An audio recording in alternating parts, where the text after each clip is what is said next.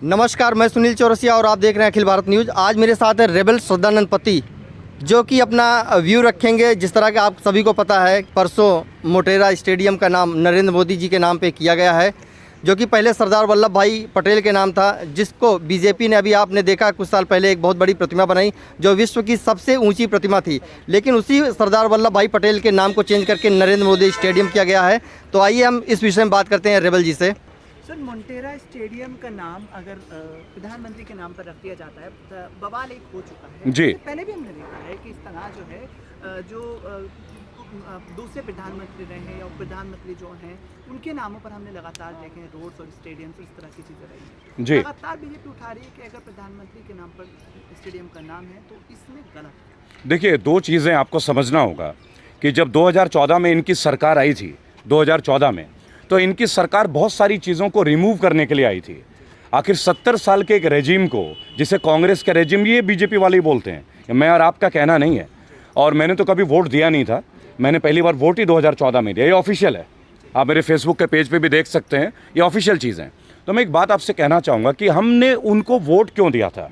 हमने उनको इलेक्ट नहीं किया था, एक्चुअली उनका इलेक्शन हमारे सिलेक्शन के द्वारा हुआ था। मन से वोट दिया था, हृदय से वोट दिया था, दिल से वोट दिया था। आप इस बात को समझेंगे।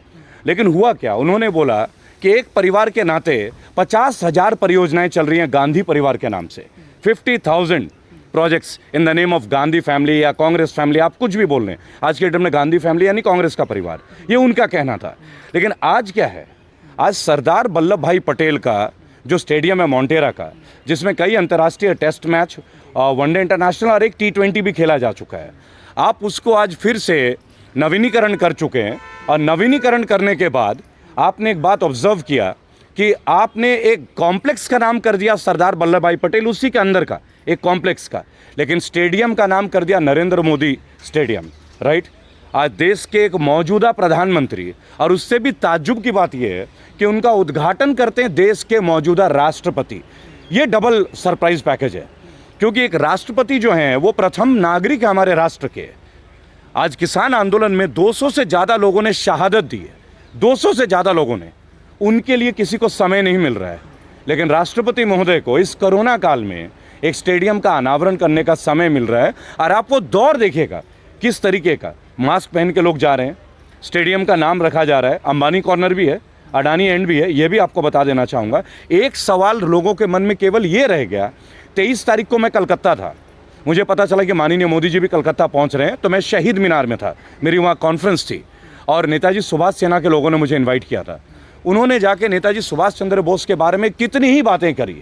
23 जनवरी, उन्हें जब भी किसी राज्य के कोई नेता की याद आती है ना, वो तुरंत फ्लाइट लेके पहुँच जाते हैं। अगर उनके दिल में सच में ये भक्ति होती है नेताजी सुभाष चंद्र बोस के लिए, या चंद्रशेखर आज़ाद के लिए, या प्रफुल्ल चाकी के लिए, या अशफाकुल्ला खान के लिए, किसी भी हमारे शहीद आज़म भगत सिंह के लिए, तो क्या ये स्टेडियम उनके नाम में नहीं करना चाहिए था? अगर वो ये करते तो हमें ये लगता कि नहीं, ये राजनीतिज्ञ नहीं है, ये नेशनल लीडर हैं। नेशनल लीडर, केवल प्राइम मिनिस्टर नहीं है। हमने मोदी जी को as a prime minister selection नहीं किया था, हमने उनको सिलेक्शन किया था एज अ नेशनल लीडर, कि एक साधारण व्यक्ति भी बिना खानदानी पॉलिटिक्स का, बिना पैसेपति, बिना पूंजीपति परिवार के, क्योंकि वो खुद को चाय वाले बताते हैं, राइट, तो वो प्रधानमंत्री बन सकते हैं।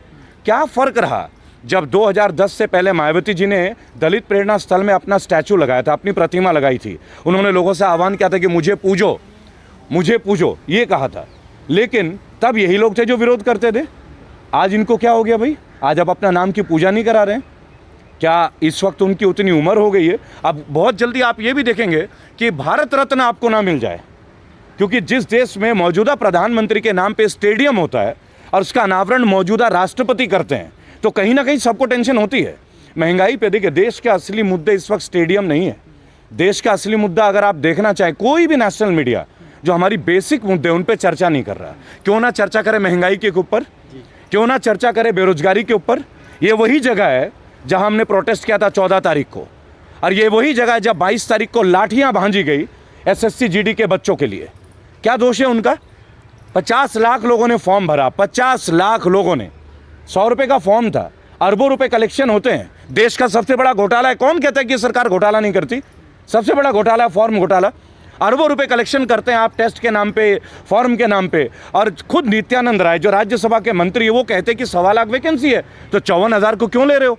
जिन लोगों ने रिटर्न टेस्ट दे दिया, मेडिकल टेस्ट दे दिया, फिजिकल टेस्ट पास कर दिया और कोई टेस्ट बचा ही नहीं, इसके ऊपर कौन बात करेगा? क्या राष्ट्रपति महोदय को मैं ज्ञापन देने गया था, आपकी जानकारी के लिए 14 तारीख को राष्ट्रपति महोदय का मैंने ज्ञापन दिया है SSC GD के अभिभावकों के साथ, उनके बच्चों के साथ, मैं स्वयं था। प्रत्यक्ष प्रमाण को आवश्यकता नहीं कि आपको इस पुख्ता सबूत दें। क्यों नहीं उनके बारे में बात हो रही है? केवल NDTV को छोड़ के कोई क्यों नहीं दिखा रहा, या यूट्यूबर्स को छोड़ के कोई क्यों नहीं दिखा रहा? और कल से OTT और हमारे यूट्यूब के ऊपर भी पाबंदियां शुरू हो रही हैं। पता है ये सब क्यों हो रहा है? वो कहते हैं हम कांग्रेस मिटा देंगे, वो कहते हैं हम ये मिटा देंगे। अरे आपको मिटाने की क्या जरूरत है भाई? आप अपने काम को इतना अच्छा कर लो ना कि दूसरे भी आपको जुड़ जाएं। ये भी आपको समझना होगा। आपका काम सर्वश्रेष्ठ होना चाहिए। अगर आप दूसरों को खत्म करने में सर्वश्रेष्ठ हैं तो इसका मतलब आपको काम करने का आदत ही नहीं है। देखिए, ministry of finance, Anurag Thakur ji के इतने बड़े बड़े स्टेटमेंट थे। आज से 3 दिन पहले आप गूगल पे देखें, चाइना की कंपनीज को 50 प्रोजेक्ट को अब यस सिग्नल मिलने वाला है, ऑफिशियल है। मैं आपको कोई भी मनगढ़ंत बातें नहीं बताता। अब ये 50 जो प्रोजेक्ट्स है, परियोजना है, उधर गलवान घाटी में हमारा चल रहा है। पिछले 1 हफ्ते से आप देख रहे होंगे कि चाइना के अधिकारी निरंतर हमसे बात कर रहे हैं। क्यों बात कर रहे हैं भाई? हम क्यों बात कर रहे हैं उनके साथ? हम वास्तविक जो नियंत्रण रेखा है उसके ऊपर हमें बात करने की आवश्यकता क्या है? जो हमारा है वो तो हमारा है ना, इसके लिए हमें बात करने की क्या जरूरत है?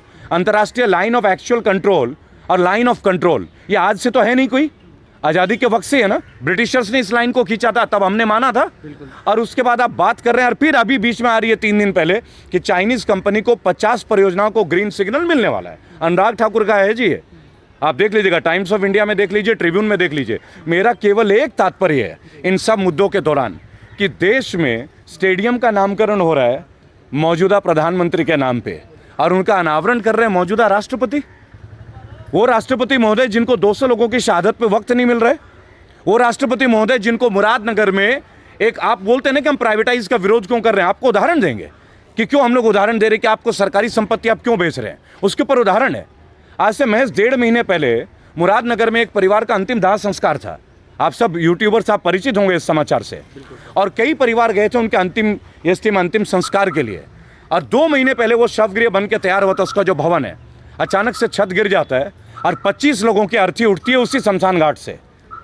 2 महीने पहले कंस्ट्रक्शन, 1 लाख कॉन्ट्रैक्टर और 25 लोगों का जान खोना, और क्या मिलना? 2 लाख रुपए का मुआवजा। 2 लाख। जिस सरकार में सीना चौड़ा करके एक बीजेपी का कार्यकर्ता मिल जाए ना, मैं तो उनके बीच जाता हूं, उनसे एक बात पूछता हूं केवल, आप 5 लाख करोड़ की बात करते हैं कि GST में आपका कलेक्शन है, और हमारे देश के नागरिकों को 2 लाख रुपए का मुआवजा मृत्यु होने पे, वो भी जिस पे सरकारी रवैये के भुक्तभोगी हैं वो लोग, वो भुक्तभोगी हैं, तो इनके ऊपर कब बात होगी? कब बात होगी इनके ऊपर? इनको 2 लाख क्यों? देश तरक्की कर रहा है। आप ये कह रहे हैं कि देश तरक्की कर रहा है, राइट? अगर देश तरक्की कर रहा है तो देशवासियों से तरक्की होती है ना। देश का तरक्की क्या होता है? भारत की तरक्की क्या है? भारतीयों की तरक्की होती है, भारत की तरक्की। जय हिंद, जय भारत। बहुत बहुत शुक्रिया सर।